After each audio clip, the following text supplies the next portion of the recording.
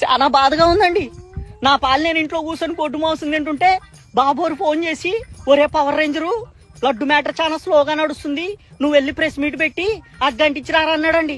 సరే బాబో రెస్యూరెన్స్ ఇచ్చారు కదా, పైగా ప్రభుత్వం మందే, మనల్ని ఎవరు ఆపేదని ప్రెస్ మీట్ పెట్టి 11 రోజులు మాలేసేస్తాను, సనాతన ధర్మాన్ని కాపాడేస్తానని రెచ్చగొట్టి మా తల మధ్య కూడా పెట్టేశాను కదండి.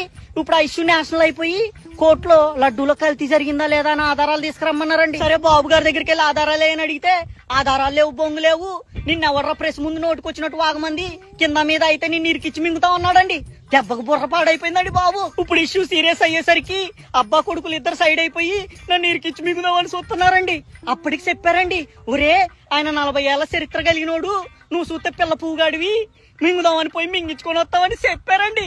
నేనేం లేదండి. అయ్యో బాబోయ్ చాలా లోతుగా దింపేశాడండి. పెయిన్ తట్టుకోలేకపోతున్నానండి. మీరు మాత్రం కొద్దిగా జాగ్రత్తగా ఉండండి బాబు గారితో.